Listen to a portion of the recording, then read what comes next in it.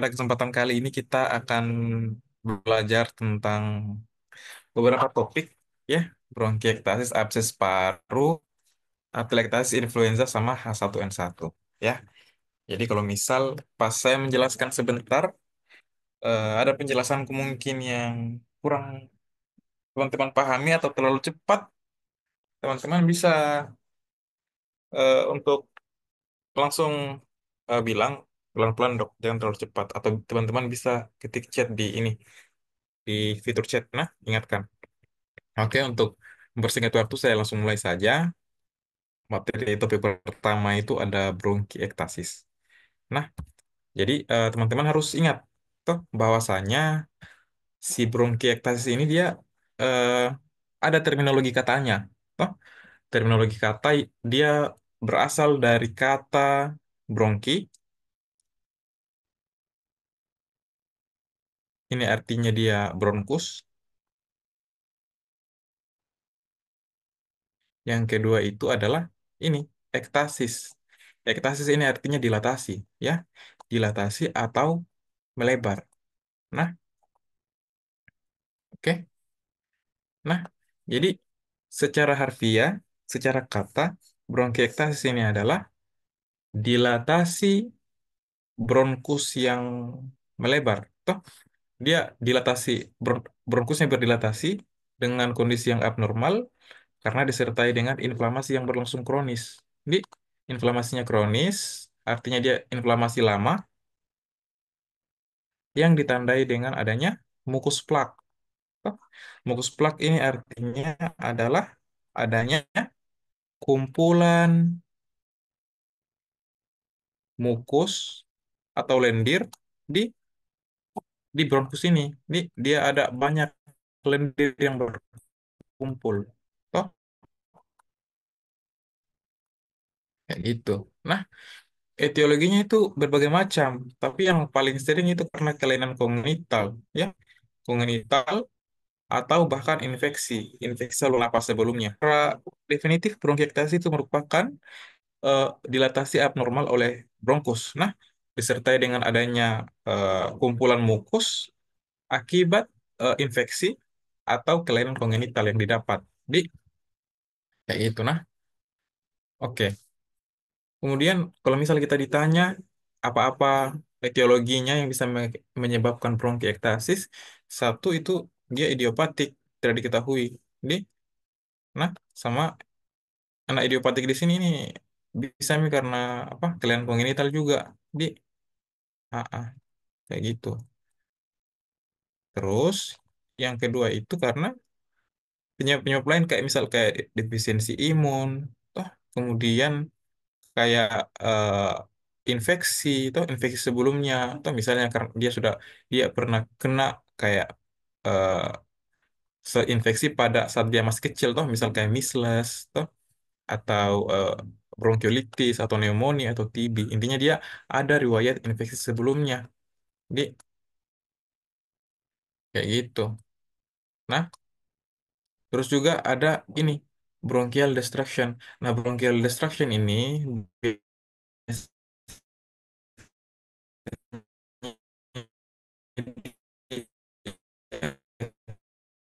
dia diakibatkan oleh ini bronkus toh yang kemudian itu karena gangguan ini mucociliary defect, artinya itu adalah proses clearance. Clearance ini artinya pembersihan, clearance mukus di bronkus itu yang terganggu. Nah, jadi orang normalnya itu ada mekanisme pertahanan tubuh. Kalau misal banyak lendir di paru itu ada mekanisme pembersihannya. Nah, pada orang yang terkena bronkiektasis, mekanisme pembersihan itu terganggu di paru. Nah, misalnya pada pada seseorang yang menderita Carter-Giner syndrome. Di, makanya tadi aku bilang kongenital juga berpengaruh. Biasanya dia sudah dapat dari lahir ini karena sindrom Carter-Giner ini dia didapat. Kemudian kayak gangguan defisiensi imun. Toh misalnya orang-orang yang menderita imunodefisiensi. Di imunodefisiensi ini dia suatu keadaan di mana sistem imunnya seseorang itu dia menurun. Ya, ada berbagai macam kondisi yang bikin sistem imunnya orang menurun. Yang pertama itu misal karena dia kena HIV. Di yang kedua dia bisa kena DM, yang ketiga itu dia karena mengkonsumsi obat-obatan yang bisa memicu menurunkan sistem imun. Misalnya obat-obat yang mengandung kortikosteroid dalam jangka panjang. Di, jadi kalau misal seseorang itu mengkonsumsi kortikosteroid dalam jangka panjang, itu bisa mengganggu sistem imun, no? Karena dia kortikosteroid ini dia imunosupresi, dia menekan sistem imun. Nah, tadi yang aku bilang juga, kemudian ada kongenital, kemudian ada immunological overresponse. Dia biasa karena respon imun yang timbul akibat misalnya kayak post transplantasi lung atau paru, ya, kayak gitu. Kemudian yang lain-lain, misal dia GORD. GORD ini kalau kita bahasa Indo kita sebut sebagai GERD. Kalau di luar negeri itu mereka sebutnya GORD. Nah, GORD itu dia gastroesophageal reflux disease. Ya, kemudian kayak Sjogren syndrome, SLE, dan hingga ini Ehlers dan Danlos syndrome. Intinya teman-teman harus ingat dan paham, bronkiektasis itu dia berasal dari kata bronki dan ektasis ya. Bronki itu artinya saluran bronkusnya, ektasis itu dia melebar. Toh, dia berarti dia pelebaran bronkus yang disertai dengan inflamasi kronis sehingga muncul plak, devos apa kumpulan mukus ya, mukus plak. Toh, itu yang terjadi akibat adanya eh, infeksi serta kelainan kongenital ya, kayak gitu. Nah, ini tadi gue bilang sebenarnya masalahnya apa yang terjadi pada bronkiektasis ini. Nah, kita lihat di sini congenital defect. Congenital defect ini misalnya dia sebelumnya ada cystic fibrosis atau ciliary dyskinesia atau immunoglobulin deficiency. Kemudian ada juga faktor lain kayak misal airway inflammation, inflamasi dari airway, misal tadi karena infeksi, dia tadi yang pernah kena pneumonia ya, atau TB atau bronkiolisis tadi pada anak ya, atau gangguan aspirasi atau bahkan dia COPD, PPOK. Nah, ini berbagai macam faktor, faktor kongenital dan faktor infeksi itu dia bersatu padu. Nah, bersatu padu mengakibatkan apa? Bacterial kolonisasi and infection of bronchi. Toh. Dia akan terjadi kolonisasi bakteri, toh, kolonisasi bakteri dan akan mengakibatkan infeksi dari bronki. Nah, kolonisasi bakteri ini, kolonisasi bakteri ini dia merupakan suatu keadaan di mana bakteri itu berkumpul di dia berkumpul di saluran bronkus. Nah, kenapa dia berkumpul? Karena tadi yang ada inflamasi di situ. Terus ada inflamasi. Yang kedua itu dia bronkusnya akan melebar. Toh, yang ketiga itu mekanisme pembersihan mukusnya terganggu. Toh, bayangkan Mi, mekanisme pembersihan mukus terganggu, terus dia bronkusnya melebar, itu makin enak kolonisasi bakteri di situ. Maksudnya tidak ada mekanisme perlawanan yang signifikan dari tubuh, makanya dia bisa berkumpul di situ, ya. Nah, efeknya apa? Nanti akan terjadi inflammatory respon. Nah, respon inflamasi ini akan mengakibatkan damage. Toh, damage tuh bronki. Jadi kerusakan pada bronki. Nah, kayak gitu. Oke. Nah, ini kata kunci di sini. Ini yang paling penting. Teman-teman harus benar-benar ingat kata kuncinya kalau di soal muncul. Di pertama, pasti di soal itu yang paling khas adalah dia batuk. Di dia batuk. Pasti harus ada selalu batuk. Tapi batuknya itu dia disertai produksi sputum. Nah, apa yang paling penting? Sputumnya itu adalah sputum yang tiga lapis. Ini kata kunci. Jadi sputum tiga lapis ini dia cuma miliknya bronkiektasis. Jadi kalau misalnya dia bilang sputum tiga lapis tidak ada itu yang lain, itu punyanya bronkiektasis. Nah, ini sputum tiga lapis ini kayak gini contohnya. Toh, lapisan pertama itu dia busa, yang kedua itu dia liquid, yang ketiga itu dia pus.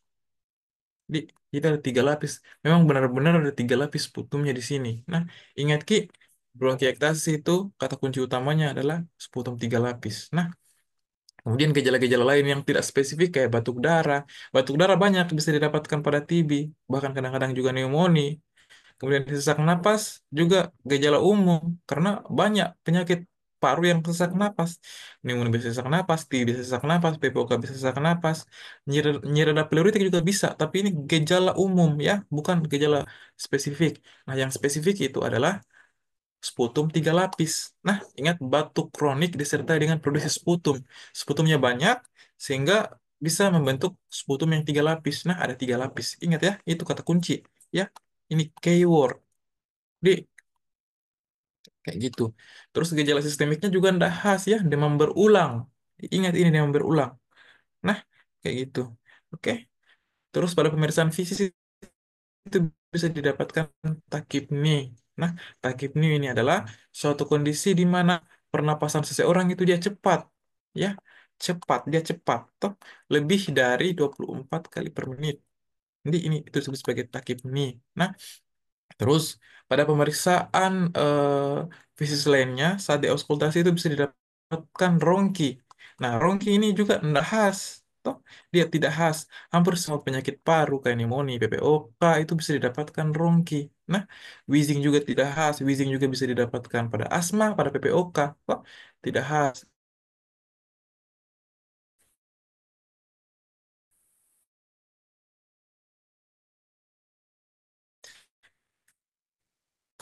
Clubbing finger juga ini tidak khas. Nah, kanker paru, kanker abses, apa kanker paru, abses paru itu bisa memberikan gejala ini apa clubbing finger, bronkiektasis, clubbing finger dan tiga. Di nafasnya ini dia dibagi berdasarkan gambaran dari CT scan si pasien. Pasien bronkiektasis jadi ada tiga. Pertama ada bronkiektasis silindris, kemudian varikosa, yang ketiga itu sakular atau kistik. Nah, ingat saja namanya. Silindris itu dia berbentuk silindris, artinya dia memanjang toh ini silindris. Dia memanjang kayak gini. Dia memanjang itu silindris. Yang kedua itu bronkiektasis varikosa. Nah, varikosa ini dia bentuk dan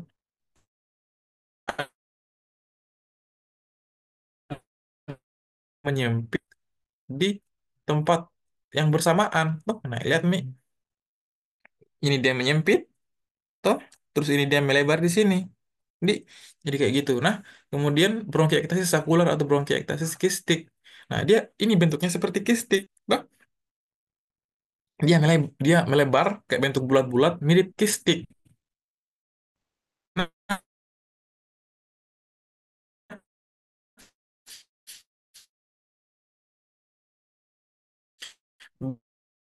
biasanya ini ditemukan pada penting, mungkin tidak terlalu penting sebenarnya. Nah, tidak terlalu tidak penting banget sebenarnya karena anda pernah kalian soalnya masuk. Nah, yang mana yang harus teman-teman tahu? Yang teman-teman tahu itu ini anamnesisnya. Ya. Kalau kalau dia pemeriksaan fisik ini dia pemeriksaan fisik yang tidak khas, hampir didapatkan pada jenis penyakit penyakit paru yang lain. Nah, yang mana yang harus teman-teman benar-benar ingat adalah batuk kronik disertai dengan produksi sputum yang tiga lapis. Itu saja. Nah, pokoknya sputum tiga lapis itu namanya bronkiektasis. Nah, itu. Nah, ini tadi sebenarnya sama aja dengan gejala yang tadi. Ini menurut Royal College of Physicians, tanda yang paling sering muncul pada bronkiektasis. Pertama itu dia Krakles ini bahasa Indonesianya adalah rongki. Di ini sementara di Indo itu dia adalah rongki. Toh kayak gitu. Terus Wiz. Wiz ini juga terminologi yang sering dipakai di luar negeri. Di Indonesia itu dia mengi. Di, jadi mengi, Wiz, wheezing, itu semua sama. Ya, kayak gitu. Di, nah kemudian clubbing finger. Clubbing finger ini tadi yang sudah aku jelaskan sebelumnya. Jadi ternyata si clubbing finger ini dia salah salah tiga dari tanda bronkiektasis yang sering muncul. Ya, dia sekitar dia sekitar 30% yang muncul. Nah, jadi yang paling banyak itu adalah 70% ada eh, bronki, yang kedua itu ada wheezing, yang ketiga itu ada eh, clubbing finger. Nah, ini yang paling sering muncul. Kemudian gejala yang uncommon atau gejala yang jarang itu halitosis. Halitosis ini apa? Halitosis ini adalah apa? Mulut bau, bau mulut. Toh. Halitosis artinya mulutnya bau. Toh. Kemudian sindrom yang lainnya misalnya di nails, limfoudem, efusi pleura, kayak gitu. Ini merupakan tanda. Kemudian symptoms of bronchiectasis menurut Royal College Physician, gejalanya paling sering itu batuk, ya, kag, dia batuk sekitar 90%. Kemudian daily sputum produk, toh dia 76%. Yang tadi sputumnya itu 3 lapis tebal. Di yang kedua dyspnea, kemudian hemoptisis, tuk darah, kemudian nyeri pleuritik 46%. Ya, kayak gitu. Nah, ingat saja sputumnya itu 3 lapis, ya, gitu. Oke, nah ini pemeriksaan X-ray thorax juga bisa sebagai keyword kata kunci. Di bisa sebagai sebagai kata kunci juga ini pemeriksaan X-ray thoraxnya. Nah, oke. Jadi ingat saja kalau misal di soal itu biasanya yang paling sering nah dia kasih masuk itu satu gambaran honeycomb appearance. Tuh kayak sarang lebah. Di ini paling sering dia kasih masuk di soal ini. Kayak oh pasien dengan keluhan batuk, kemudian dia sesak, kemudian nyeri dada, dialami sejak 3 bulan terakhir. Terus pas dilakukan pemeriksaan gambaran radiologi, oh, ternyata didapatkan honeycomb appearance. Ingat itu honeycomb appearance itu dia eh, yang paling sering masuk gambaran radiologinya kalau untuk bronkiektasis. Ini yang kedua setelah setelah honeycomb appearance itu adalah ada gambaran tram track opacitis atau tram track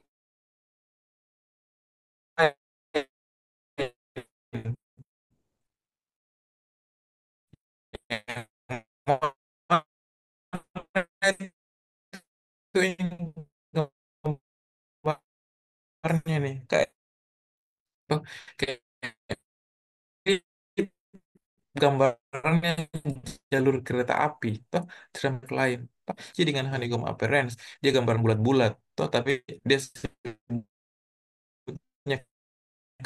kayak ring shade kayak seperti cincin toh. Kemudian yang lain misalnya hafal mau saya tiga honeycomb tram track lain sama ring shadow nih sama untuk gold standarnya itu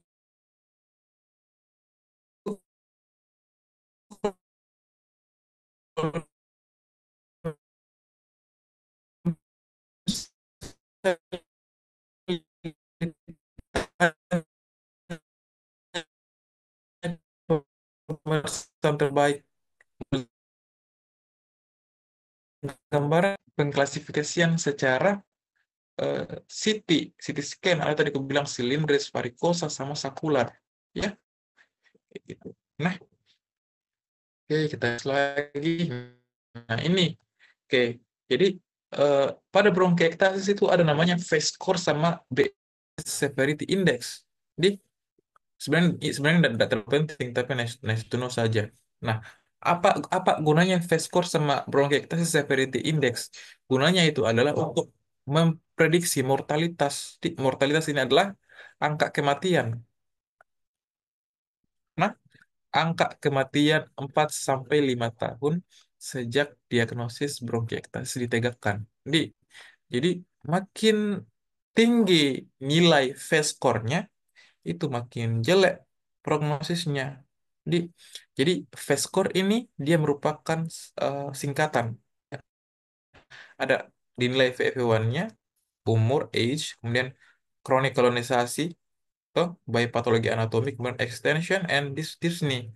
Tapi kalau bahasa Indonesianya itu yang ini, nilai VFW, usia, kolonisasi kronik.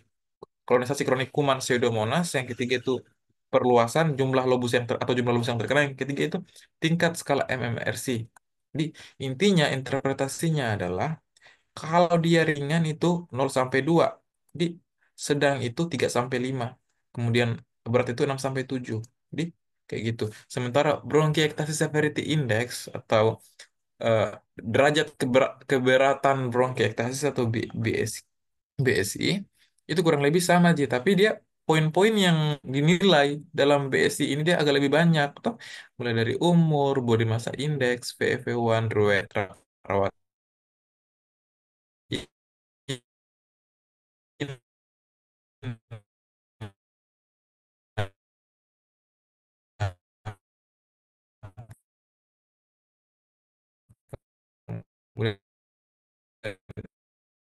kemudian tujuan dari BSI sama face score ini adalah untuk memprediksi angka mortalitas 4 sampai 5 tahun ke depan sejak diagnosis bronkiektasis itu ditekan. Ya, kayak gitu. Terus, ini prinsip tata laksana ini. Prinsip tata laksana menurut menurut lingkaran setannya Cole. Nah, jadi ini si Cole ini dia itu bukan prinsip tata laksana tunggal, tapi dia ada 4 jenis apa penggabungan tata laksana. Toh, mulai dari mengobati infeksi kronik dari bronkus. Toh, dia di, dia diobati dengan apa kalau infeksi? Ya jelas harus diberikan antibiotik. Nah, itu makanya dia prinsipnya satu,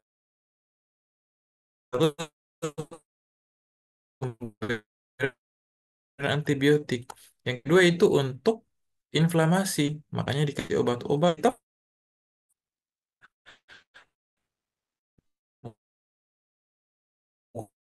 aktif ini untuk obat membersihkan relung disease, penyakit paru yang sudah kena struktur. Tuh, makanya di sini bisa kan bronchodilator. Tuh, intinya ini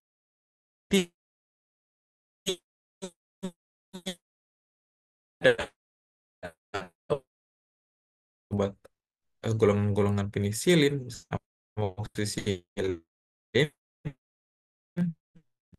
atau amoxiclav. Apa artinya spesifik patogen? Spesifik patogen itu adalah suatu kita sudah dapat patogen yang sebenarnya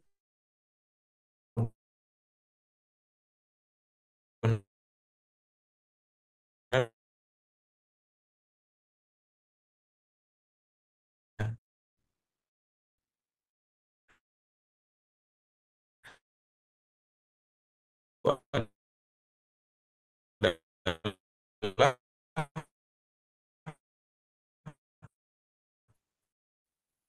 amoxicillin toh pada anak. Jadi kayak gitu. Ketika bakterinya sudah dikultur dan kita dapat dia negatif, dia direkomendasikan berikan amoxiclav atau doxycycline.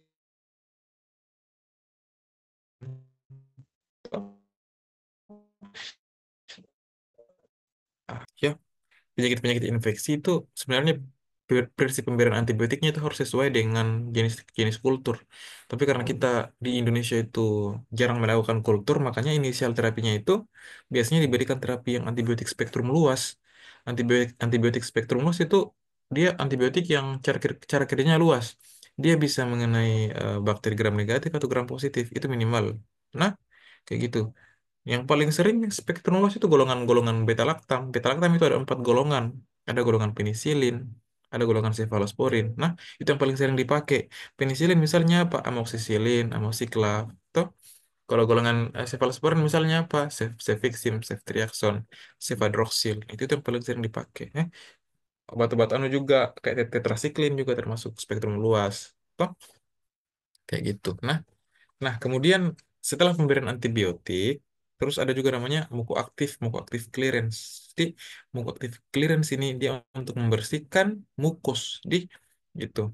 Jadi, si ERS atau European Research Respiratory Society dia merekomendasikan pemberian muku aktif jangka panjang lebih dari 3 bulan pada pasien-pasien yang sulit mengeluarkan dahak. Di, nah, ERS itu dia merekomendasikan pemberian bromhexin. Jadi, dia rekomendasikan bromhexin. Nah, tapi di Inggris, dia lebih merekomendasikan obat-obat karbocysteine atau obat-obat N-acetylcysteine. Ini NAC. Nah, ini semua ini merupakan obat jenis golongan yang bersifat mukoaktif. Nah, kayak gitu. Jadi, ini untuk teman-teman, kalau misal teman-teman misalnya jadi dokter bertugas di puskesmas, itu pada pasien-pasien orang tua itu kan kadang-kadang mereka susah sekali keluarkan dahaknya.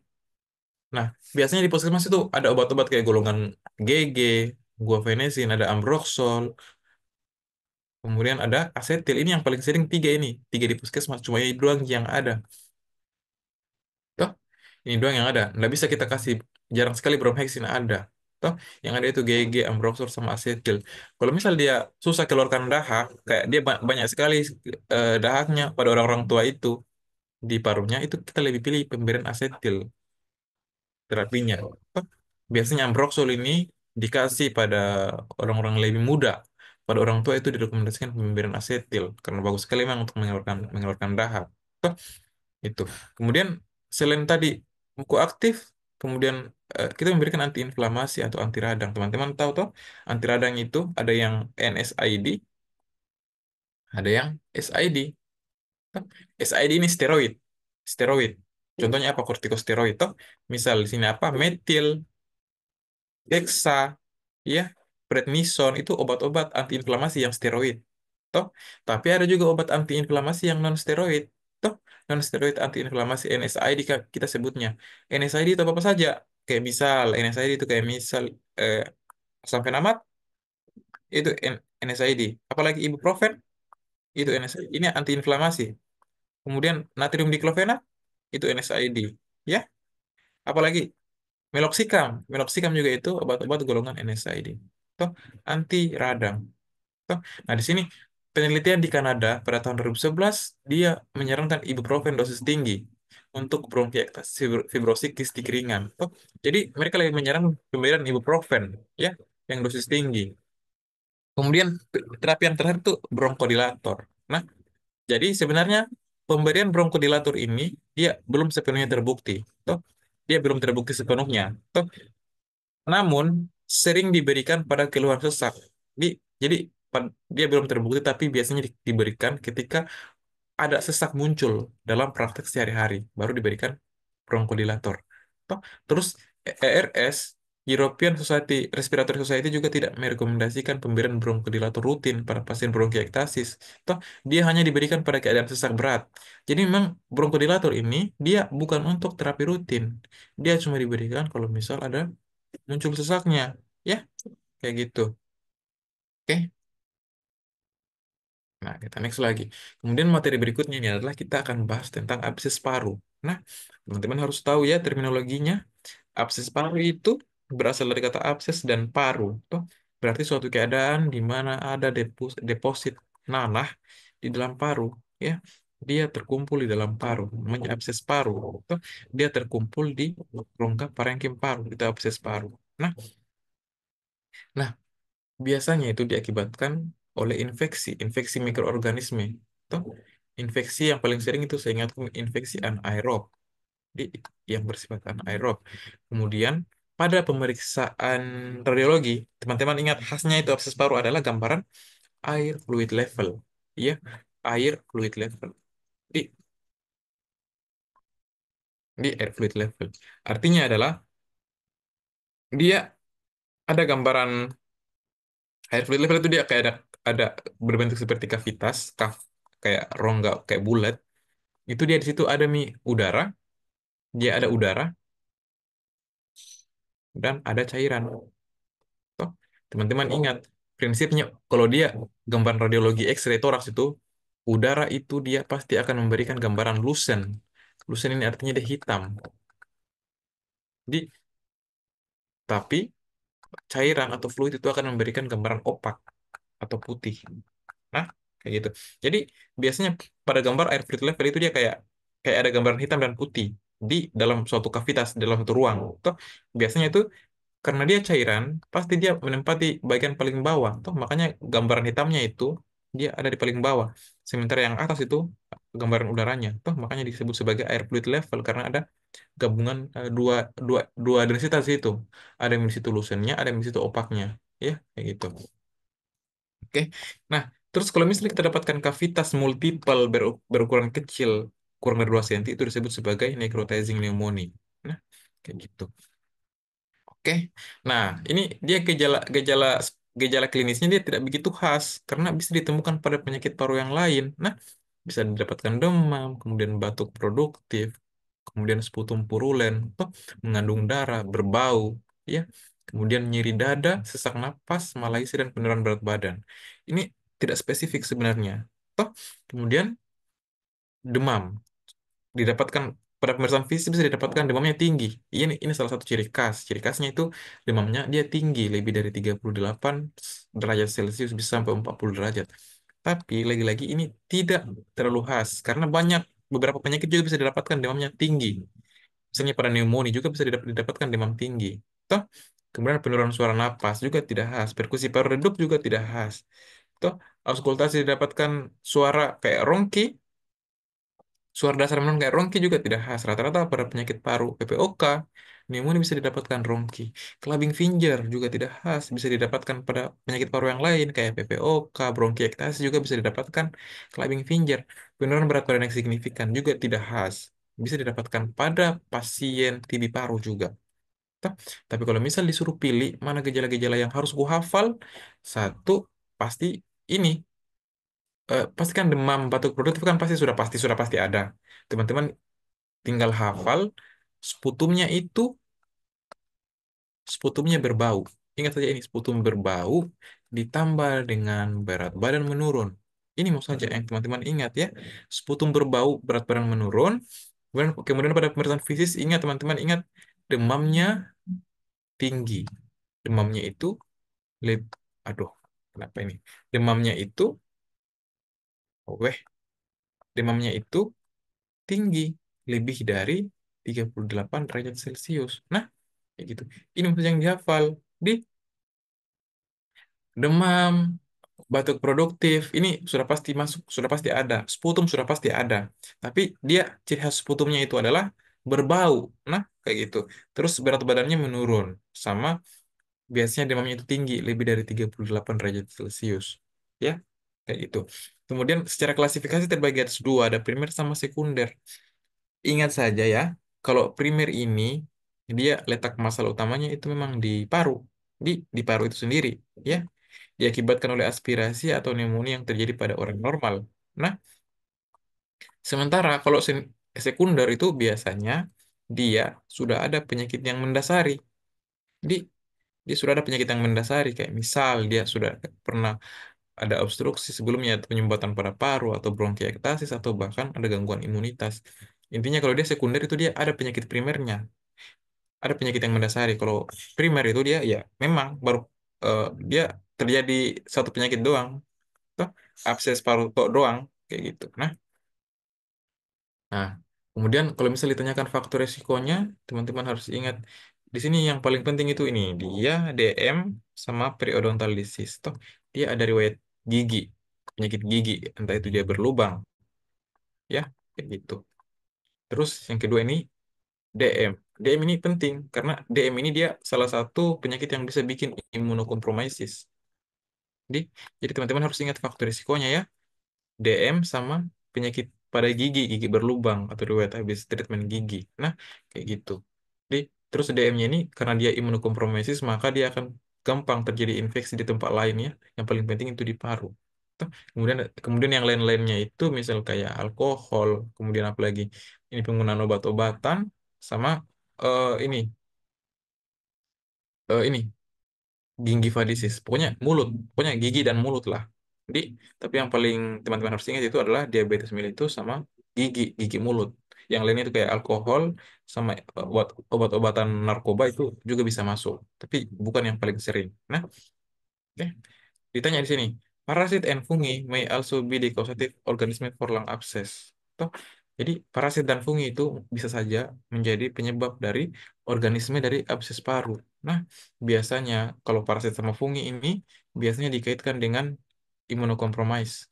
Ya, tadi yang aku bilang ya, imunokompromis ini tadi misalnya di sini yang masuk itu adalah DM. Tapi bisa saja yang lain kayak HIV.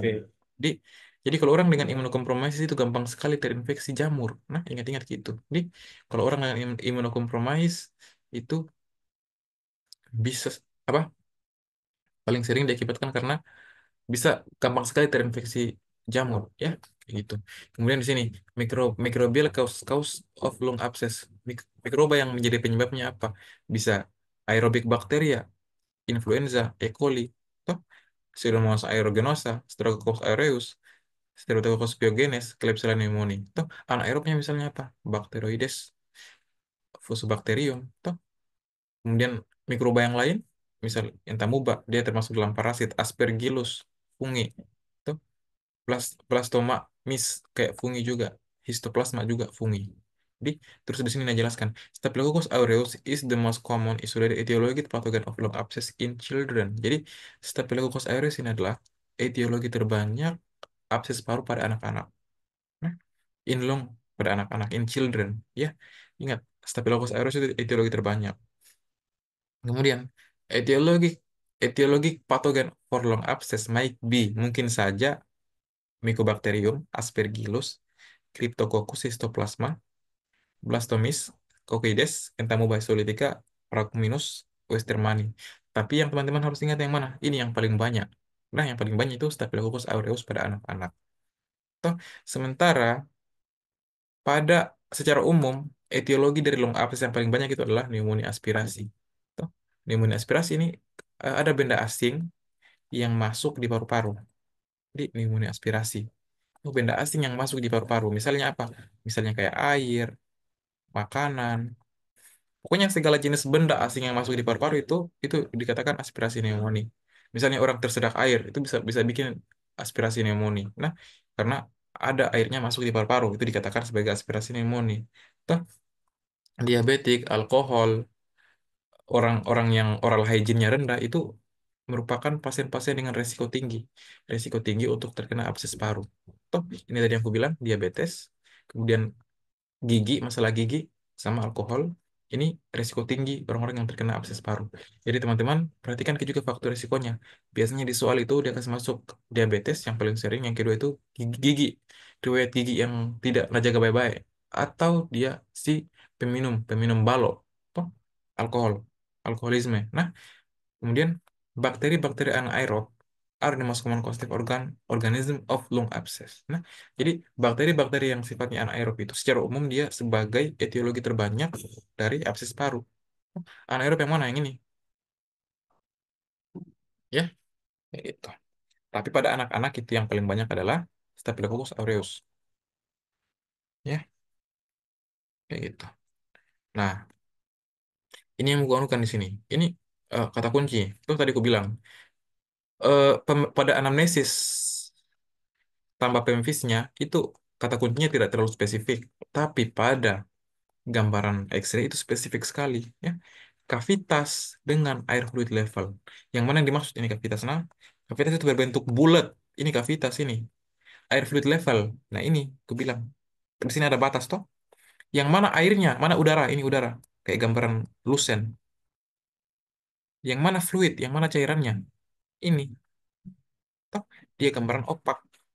Toh, kenapa yang cairan di bawah? Karena dia mengikuti gravitasi, memang cairan selalu di bawah.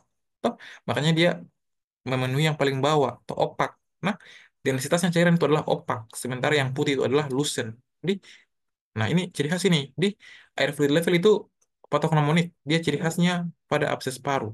Jadi kayak gitu. Nah, selain pada abses juga bisa didapatkan pada emphysema. Tapi sebenarnya antara emphysema sama abses itu sama-sama nanah, mirip. Nah, kayak gitu. Nah, ini apa tuh? Patomekanisme basicnya tuh atelektas kompresi tadi aku bilang dia bisa pneumotoraks, ini penekanan oleh udara. Yang kedua itu adalah efusi pleura, dia penekanan oleh cairan. Di, nah, intinya dia apa? Intinya dia kalau ada yang menekan paru, sehingga mengganggu pertukaran antara O2 dan karbon dioksida itu disebut sebagai atelektasis kompresi. Penekanannya oleh apapun, apakah udara atau cairan. Ya, kayak gitu. Nah, di sini dia jelaskan, udara masuk ke dalam rongga pleura. Jadi, teman-teman ingat, pada pasien pneumotoraks,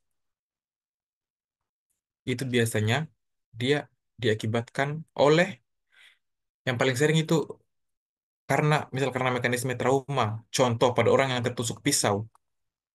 Dia tertusuk pisau di dada, itu bisa bikin pneumotoraks. Bahayanya adalah udara masuk, tapi dia tidak bisa keluar. Dia tidak bisa keluar. Toh, bayangkan Ki, udaranya masuk dia tidak bisa keluar. Nah, itu dia menekan parunya. Toh, sehingga terjadi peningkatan intratoraks. Kalau misalnya dia menekan paru lama-lama apa? Lama-lama apa? Lama-lama parunya menjadi kolaps. Kolaps itu tadi parunya dia mengempis.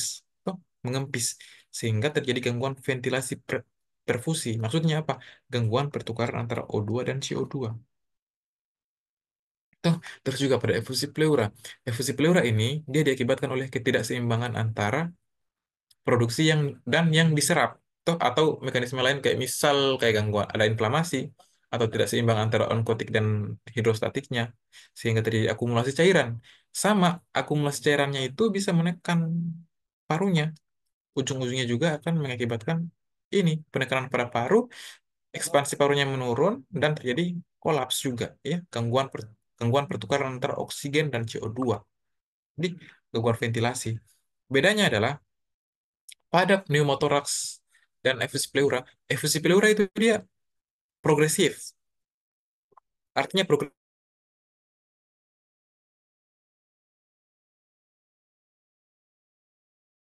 dia cepat, dia fast. Karena dia sifatnya acute. Dia bisa terjadi pada pasien-pasien yang misal trauma. Misal dia bawa kendaraan, terus kecelakaan, terus dadanya terkena stang motor, atau tiba-tiba dia terkena tusukan, ada orang misal apalagi namanya bertengkar terus ditusuk, itu bisa. Ya, jadi bedanya adalah kalau pneumotoraks dia cepat, kalau efusi pleura dia perlahan-lahan, dia lambat. Nah, kayak itu. Terus berikutnya adalah atelektasis sikatrikal. Sikatrikal ini tadi paling sering itu diakibatkan apa? Fibrosis, ya, fibrosis paru. Nah, dia faktor resikonya apa? Dia ada riwayat penyakit paru sebelumnya kayak TB, abses, bronkiektasis, pneumonia. Intinya kalau dia sikatrikal, dia bikin parunya jadi kaku dan mengecil. Jadi kayak gitu. Nah, bayangkan kalau dia kaku, keras, efeknya apa? Dia akan menghambat ekspansi. Ekspansi itu artinya